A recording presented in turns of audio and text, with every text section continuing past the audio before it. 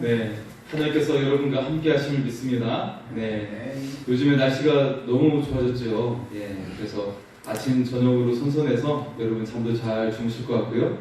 그리고 하늘이 너무 맑아서 또 해가 저녁에 보면 여러분 노을을 보셨습니까? 예, 노을이 참 아름답게 펼쳐지고 있는데 우리를 향하신, 여러분을 향하신 또 하나님의 선물인 줄 믿습니다.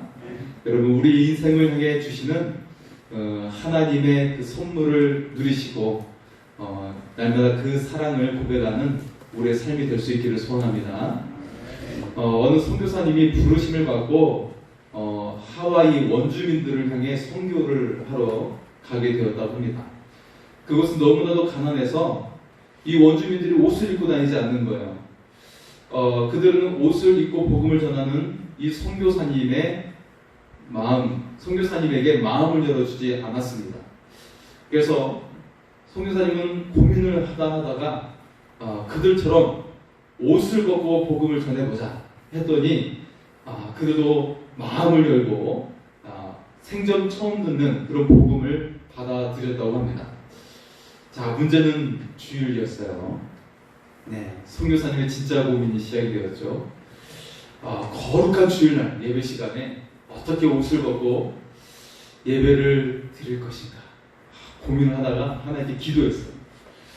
예, 정말 마음에 자신이 없었는데 하나님께 기도하면서 마음속에 감동이 왔어요.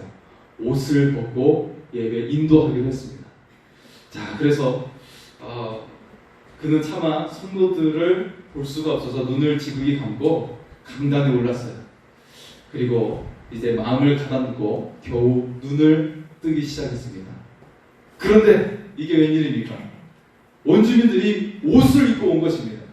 네, 선교사님만 옷을 벗고 원주민들은 다 옷을 입고 앉아 있었던 것이죠. 얼마나 당황을 했겠습니까? 네, 본인도 당황하고 원주민들도 당황했겠죠. 선교사님이 네, 당황을 했을 것 같습니다. 이처럼 여러분 참 사역한다는 것이 보통 어려운 일이 아닌 것을 볼 수가 있죠. 자, 오늘 말씀의 주인공도 보면 그의 그의 사명과 그 부르심이 결코 쉽지 않은 굉장히 어려운 사명을 받은 사람이 등장을 하고 있습니다. 예, 바로 예레미야이죠. 예레미야가 하나님께 소명을 받고 있어요.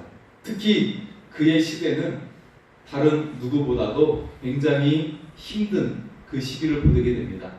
왜냐하면 나라의 패망을 그가 보게 돼요. 나라의 패망을 예언할 뿐만 아니라 나라의 패망을 그가 경험하게 됩니다. 자, 지금 이 상황이 바로 우리나라 같으면 나라의 패망을 앞둔 대한제국과 같은 상황이죠. 이제 조국을 잃고 온 땅이 전쟁의 폐허가 되는 그런 상황 속에 놓이게 됩니다. 자, 이스라엘이 하나님께 범죄해서 두 왕국으로 나눠졌잖아요. 그래서 북이스라엘은 아수르에 의해서 멸망을 당하였고, 그리고 이제 남아있는 남유다마저도 바벨론에 의해서 멸망을 당하게 됩니다. 자, 이런 오늘 본문에 등장하는 이 말씀은 유다가 바벨론에 의해서 멸망을 앞두고 있는 상황입니다. 이런 상황에서 예레미야가 소명을 받게 된 거예요. 얼마나 어려웠겠습니까? 그 소명이 결코 즐겁지가 않아요. 왜냐하면 그가 전해야 될 메시지는 그 나라를 구원하는 메시지가 아닙니다. 나라를 패망하는 메시지이고, 그리고 오히려 바벨론에게 항복하라는 예언을 해야 되는 것입니다. 얼마나 어렵겠습니까? 여러분, 우리는 인생에서 여러 가지 의문을 가질 때가 있어요. 왜 나에게 이런 문제가 생기고 있을까? 왜 나에게 고통이 오는 것일까? 그런데 이런 고통에는 하나님의 깊은 사랑도 함께 있다라는 것입니다. 하나님은 이스라엘을 낮추셔서 그들의 신앙을 다시 굳세게 하고자 하신 것입니다. 그리고 하나님의 신앙이 온 세상을 향해 뻗어나갈 수 있도록 이 이스라엘을 사용하고자 하시는 하나님의 뜻이 담겨져 있습니다. 자, 예레미야는 두 가지 메시지를 전해야 했습니다. 첫째는 이스라엘의 멸망이었어요. 그리고 둘째는 이스라엘의 재건입니다. 자, 이 멸망과 재건 사이에서 하나님은 어디에 더 초점을 맞추고 계실까요? 멸망과 재건 사이에서 하나님께서 더 무게를 두고 있는 하나님의 목적은 무엇일까요? 예, 그것은 다시 세워지는 재건에 초점을 맞추고 계십니다. 예레미야는 하나님의 대사가 되었어요. 그리고 놀라운 메시지와 함께 놀라운 권세를 행하게 됩니다. 곧 나라들을 허물고 다시 세우는 그런 권세의 말씀을 주셨어요. 하나님의 대사라서 여러 나라를 허물기도 하고 다시 세우기도 하는 그런 권세의 말씀을 받았다는 것입니다. 오늘 말씀의 제목은 예레미야와 하나님의 대사의 꿈입니다. 하나님은 우리가 하나님의 대사가 되기를 원하세요. 네. 그리고 옛것을 허물고 하나님의 사람으로 다시 세워지기를 원하십니다. 오늘 우리가 하나님의 대사가 되어 옛사람이 허물어지고 하나님의 사람으로 세워질 수 있기를 바랍니다. 은혜의 사람으로 재건될 수 있기를 소원합니다. 자, 오늘 예레미야는 하나님의 대사가 되어 사역을 하게 되었습니다. 그리고 하나님 앞에서 존귀한 자가 되었습니다. 자, 첫째로 하나님의 선지자로 부르심을 받았다는 것입니다. 5절의 말씀을 같이 보겠습니다. 5절의 말씀입니다. 내가 너를 모태에 짓기 전에 너를 알았고 내가 배에서 나오기 전에 너를 성별하였고 너를 여러 나라의 선지자로 세웠노라 하시기로. 아멘. 여러분, 모든 그리스도인은 하나님께 부르심을 받은 줄 믿습니다. 그렇다면 여러분은 어떻게 부르심을 받았습니까? 여러분이 하나님께 그 불려졌던 그 경험 한번 떠올려 봤으면 좋겠습니다. 예, 여러분은 어떻게 하나님의 부르심을 받았지요? 어떻게 예수님의 부르심을 받았습니까? 여러분, 주님의 그 부르심을 받았기 때문에 이 자리에 있는 것입니다. 부르심 없이는 이 자리에 올 수가 없는 거예요. 네, 부르심을 받았기 때문에 이 자리에 올 수가 있는 것입니다. 자, 오늘 예레미야는 어떻게 부르심을 받고 있죠? 오늘 말씀 속에 보면 하나님은 무려 4개의 문장으로 그를 부르고 있습니다. 그리고 그를 향해 매우 확고하고 명확하게 부르고 있는 것을 볼 수가 있습니다. 자, 4개의 문장으로 부르고 있는데요. 내가 너를 지었고 내가 너를 알았고 내가 너를 성별하였고 내가 너를 지명하였노라 라고 하는 것입니다. 자, 이 예레미야의 부르심 속에는 하나님의 그 따뜻한 마음이 담겨져 있어요. 그리고 그 가운데 매우 감격스러운 그 특별함이 그 속에 묻어있는 것을 볼 수가 있습니다. 자, 여러분은 어떤 부르심을 받았습니까? 자, 이사야, 우리가 지난주에 보았던 이사야는 하나님의 그 부르심에 앞서서 자신의 입을 회개해야 했죠. 천사가 제단 숯으로 그의 입에 악을 제거했습니다. 네. 그러면서 하나님은 물으셨죠. 내가 누구를 보내며 누가 나를 위하여 갈고, 그렇게 물으셨어요. 그러면서 이사야는 그 부름에 응답을 했습니다. 대답을 했죠. 여러분, 예수님은 제자들을 어떻게 부르셨지요? 물고기를 낚고 있는 베드로에게 내가 너를 사람을 낚는 어부가 되게 하리라 라고 부르셨어요. 그리고 어떻게 되었습니까? 단순히 갈릴리 호수를 누볐던 이 베드로를 세계를 누비며 하나님 나라를 증거하는 자로 그를 삼아 주셨습니다. 자, 가장 굴욕적인 부르심을 받았던 사람이 있어요. 성경에 어떤 인물이 가장 굴욕의 부르심을 받았을까요? 예, 여러분, 굉장히 의외의 인물이 될 수 있을 건데요. 그 사람은 사도 바울입니다. 의외의 인물이죠. 그는 그리스도인을 핍박했던 사람이에요. 주님께서는 그를 이렇게 부르셨어요. 사울아, 사울아, 내가 어찌하여 나를 핍박하느냐. 이게 그의 부르심이었어요. 가장 굴욕적인 부르심이었습니다. 이 부르심이 그의 가슴을 파고들었어요. 그리고 그를 거꾸러뜨리고 예수님을 전하는 자가 되었습니다. 그의 목숨 걸고 전하는 계기가 바로 이 부르심 속에 있었다는 것입니다. 가장 굴욕적인 부르심이 가장 뜨거운 사랑으로 그를 만들었다는 것이죠. 우리는 모두 하나님의 선지자로 부르심을 받았습니다. 예레미야와 이사야는 선지자였죠. 그리고 베드로와 바울은 사도입니다. 그들도 하나님의 선지자로 쓰임을 받았어요.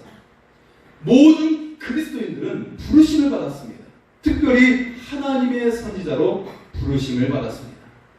우리 이름이 하나님 나라의 그 생명책에 기록되는 것은 굉장히 영광스러운 일이죠. 그런데 가장 영광스러운 일은 바로 하나님과 동역하는 것이에요. 하나님의 선지자로 사용되는 것입니다. 자, 이사야 61장 6절의 말씀을 한번 보실까요? 이사야 61장 6절의 말씀. 오직 너희는 여호와의 제사장이라 일컬음을 받을 것이라.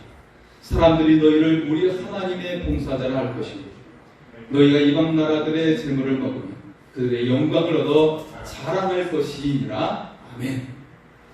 우리 모두를 가리켜서 여호와의 제사장이요 하나님의 봉사자가 될 것이라고 말씀하고 있어요. 어떻게요? 예수 그리스도를 통해서입니다. 그리스도의 피 흘리심과 그 부활의 능력으로 우리가 그렇게 되었다는 것입니다. 자, 그리고 베드로전서 2장 9절의 말씀을 한번 또 보겠습니다. 그러나 너희는 택하신 족속이요 왕같은 제사장들이요 거룩한 나라요 그의 소유가 된 백성이니 이는 너희를 어두움에서 불러내어 그의 기이한 빛에 들어가게 하신 이에 아름다운 덕을 선포하게 하려 하심이라. 아멘. 우리를 왕같은 제사장이라고 말씀하고 있어요. 왜냐하면 하늘의 권세를 가지고 하나님의 뜻을 행하기 때문에 우리의 말씀 증거가 없이는 이 세상의 사람들이 구원을 얻을 수 없기 때문에 왕같은 제사장이라고 하는 것입니다. 우리가 이 세상을 볼 때 마치 정치인들이 세상을 이끌어가는 것 같지만 아닙니다. 하나님께서 이끌어가시고 하나님의 사람에 의해서 이 세상이 이끌어간다는 것입니다. 그래서 우리가 바로 왕같은 제사장이 된 것입니다. 선지자와 제사장은 모두 기름 부음을 받은 자들. 이것을 헬라어로 그리스도라고 하는 것이죠. 하나님의 사역자들입니다. 바로 우리들입니다. 왕같은 제사장이요 왕같은 선지자의 사명을 우리가 감당할 수 있기를 소원합니다. 하나님의 대사가 되어 우리가 하나님을 섬기고 하나님의 나라를 섬길 수 있기를 소원합니다. 자, 두 번째는요, 하나님의 부르심에 순종했다는 것입니다. 그런데 이 부르심이 굉장히 어려운 일이었어요. 자, 예레미야가 하나님의 부르심을 받고 어떻게 반응을 했을까요? 이 반응을 보면 마치 모세가 생각이 나고 기드온이 생각이 나게 됩니다. 예레미야는 몹시 두려웠어요.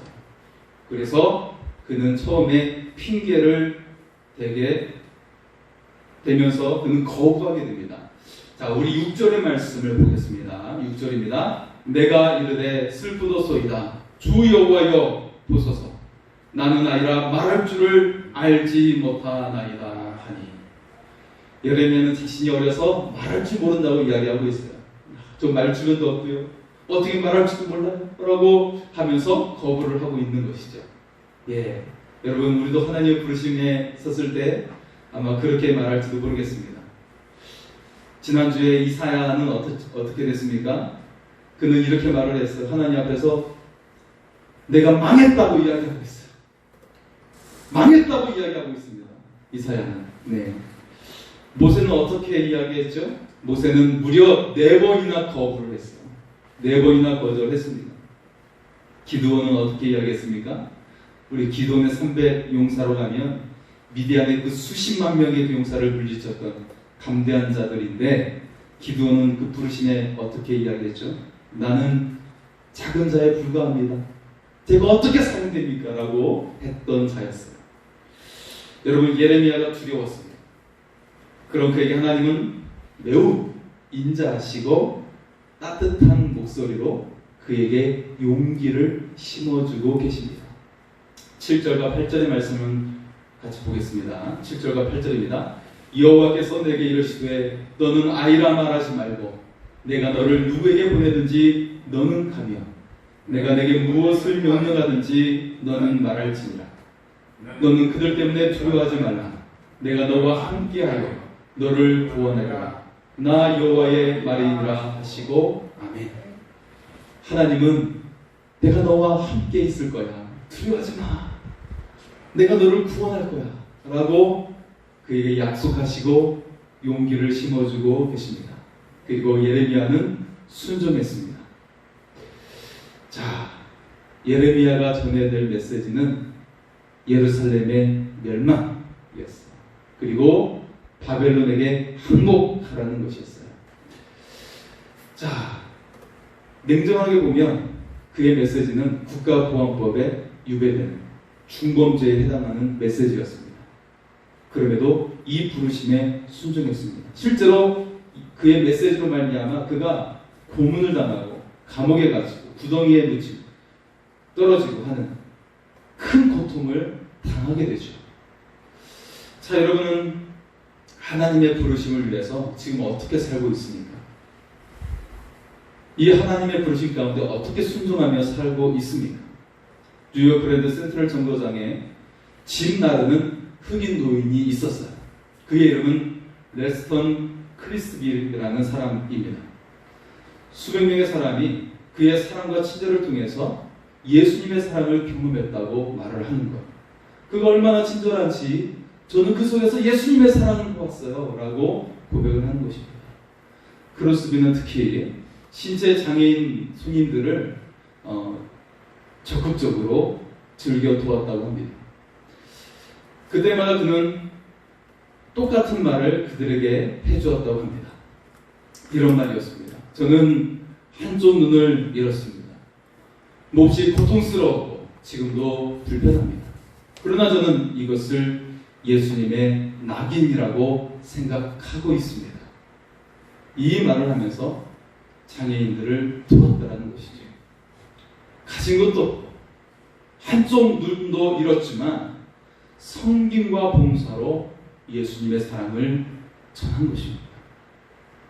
하나님의 대사로 쓰임받아서 하나님의 나라를 그가 확장시키고 있었다는 것입니다.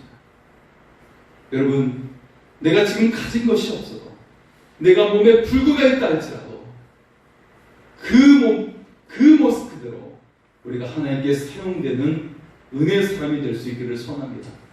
하나님께서 여러분을 기뻐하시고 하나님께서 여러분을 존귀하게 만들어 주실 줄 믿습니다. 자, 세 번째는요, 그가 하나님의 그 말씀대로 전했다는 것입니다. 네. 자, 예레미야는 하나님께서 말씀하신 그대로 전했어요. 우리 9절의 말씀을 보겠습니다. 9절입니다. 여호와께서 그의 손을 내밀어 내 입에 대시며 여호와께서 내 이르시되 보라 내가 내 말을 내 입에 부었노라. 아멘. 하나님께서는 예레미야에게 하실 일을 그에게 주셨습니다. 그리고 예레미야는 하나님의 말씀대로 전했어요. 네. 거기에 내 생각을 담거나 내 해석을 담은 것이 아니라 하나님께서 말씀하신 그대로를 전했다는 것입니다. 그런데 앞서 말했던 것처럼 그 메시지가 결국 만만한 메시지가 아니었더라는 것이죠. 그런데 그대로 사람들에게, 정치인들에게, 통치자들에게 그 메시지를 전했습니다. 그는 하나님의 대사가 되어 하나님의 큰 사명을 받게 되었어요. 그의 받은 사명이 무엇이었습니까? 우리 10절의 말씀을 보겠습니다. 10절입니다.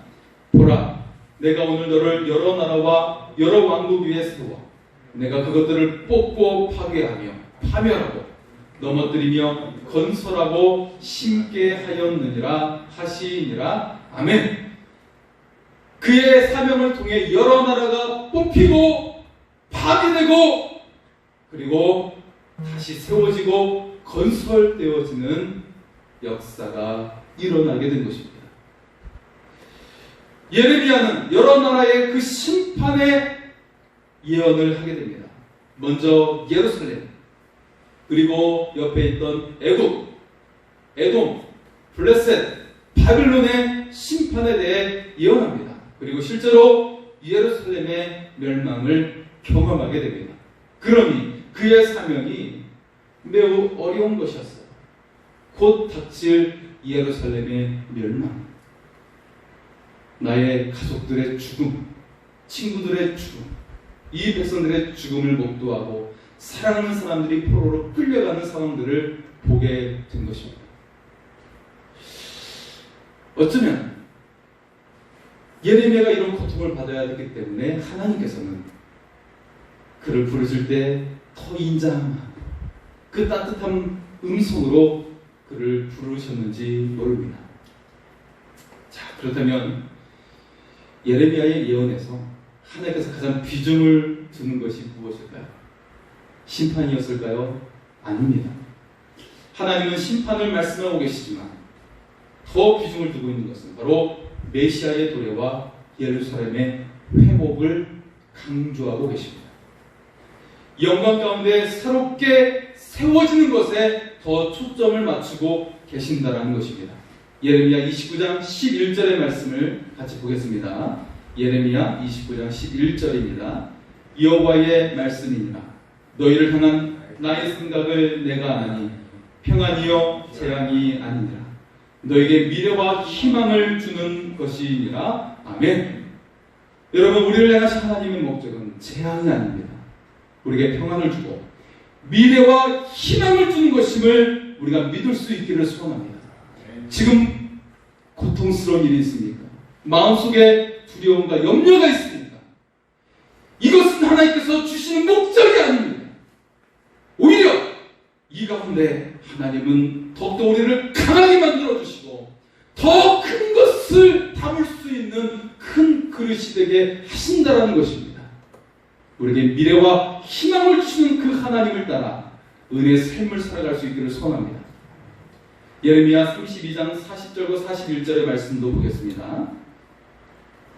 내가 그들에게 복을 주기 위하여 그들을 떠나지 아니하리라 하는 영원한 언약을 그들에게 세우고 나를 경외함을 그들의 마음에 두어 나를 떠나지 않게 하고 내가 기쁨으로 그들에게 복을 주되 분명히 나의 마음과 정성을 다하여 그들을 이 땅에 심으리라. 아멘. 하나님께서는 우리에게 복 주시기를 원하십니다. 우리가 하나님의 사람이 되기를 원하십니다. 그래서 하나님께서 준비하신 좋은 것들, 하나님의 복을 우리가 받기를 원하십니다.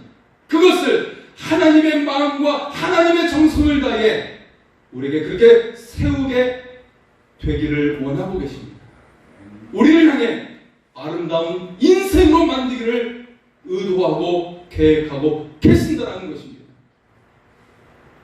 예레미야가 예루살렘을 향해 전한 말씀은 예루살렘의 멸망이었습니다. 그리고 실제로 그 일을 경험했습니다. 그러나 실제로 하나님의 목적은 그 멸망 속에서 예루살렘을 더욱더 아름답게 다시 세우고 만드는 것이었어요.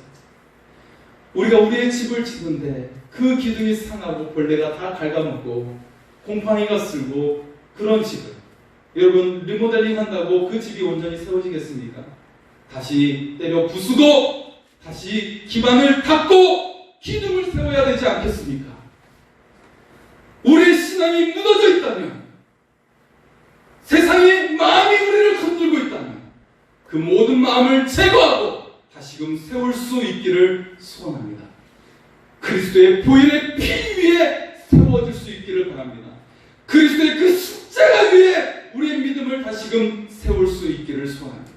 그럼 여러분의 인생과 여러분의 신앙이 반석 위에 서서 하나님의 영광이 많은 인생이 될 줄 믿습니다.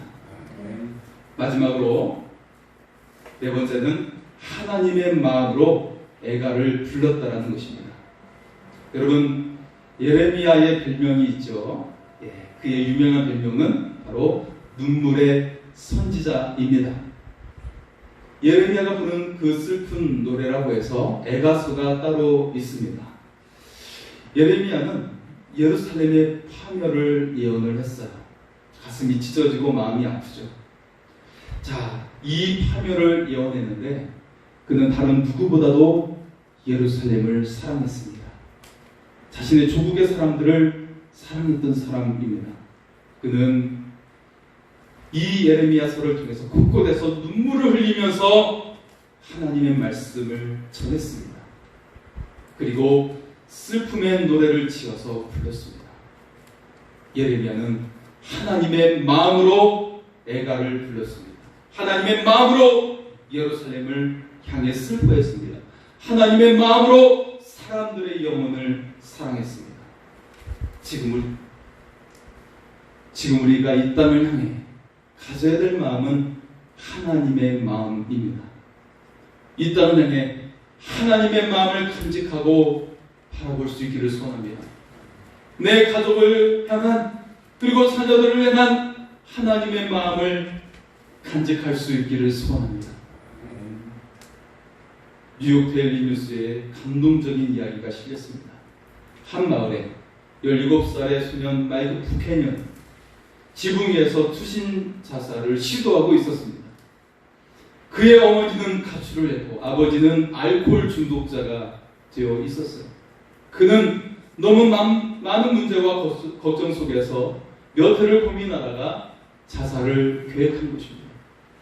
이때 한 신사가 지붕으로 기어 올라갔어요. 그리고 소년에게 1시간 반 동안 같은 말을 반복했습니다. 내게로 오너라. 내 아버지가 되겠다. 내게로 오너라. 내 아버지가 되어줄게. 내게로 오너라. 내 아버지가 되겠다. 이 친절한 사람은 윌리엄 폭스 씨였습니다. 그는 결국 소년의 투신을 막았고, 그리고 그가 말한 대로 그 소년을 양아들로 입양하였습니다.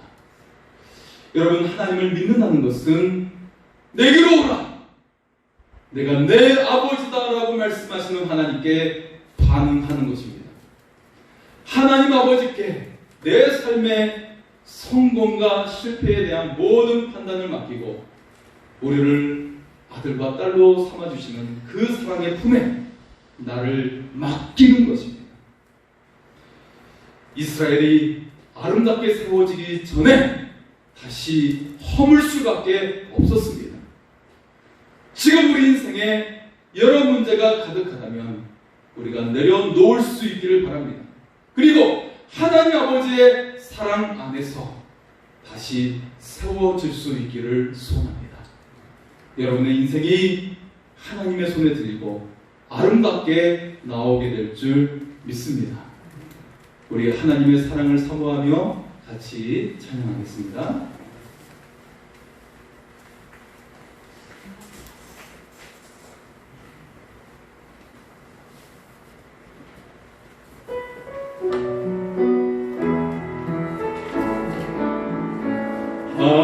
하나님의 사랑을 사모하는 자, 하나님의 영광을 바라보는 자, 너의 모든 것 창조하신 우리 주님이 너를 얼마나 사랑하시오.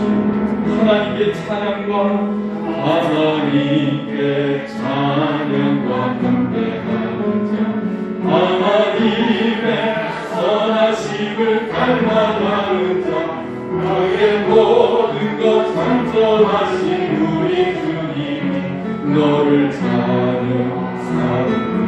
하나님 사랑의 눈으로, 하나님 사랑의 눈으로 너를 어느 때나 바라보시오. 하나님 인자한 귀로서 언제나 너에게 기울이시니 어둠에 밝은 빛을 비춰주시고 너의 작은 신음에도 응답하시니 너는 어느 곳에 있든지 주를 향하고 주만 바라보는 하나님의 사랑을 사모하는 자, 하나님의 사랑, 하나님의 평안을, 하나님의 평안을 바라보는 자, 너의 모든 것 창조하신 우리 주님이 너를 얼마나 사랑하시오. 하나님께 찬양과 하나님께 찬양과 감사합니다. 하나님 선하심을 닮아 너의 모든 것 창조하신 후 너를 자녀 삼으셨네 너를 자녀 삼으 하나님 사랑의 눈으로 하나님 사랑의 눈으로 너를 어느 때나 바라보시 하나님 인자 비로소 하나님 인자 비로소 언제나 너에게 기울이시니 어둠에 밝은 빛을 비춰주시고 너의 작은 시름에도 응답하시니 너는 어느 곳에 예쁜 주를 향하고 주만나 우리 나같이 일어나셔서 하나님 사랑의 눈으로 하나님 사랑의 눈으로 너를 어느 때나 바라보시고 하나님 인자함으로써 하나님 인자함 비로소 언제나 너에게 기울이시니 어둠에 밝은 빛을 비춰주시고 너의 작은 시름에도 응답하시니 너는 어느 곳에 있든지 주를 향하고 주만 바라볼지라 주만 바라볼지라 하나님의 사랑으로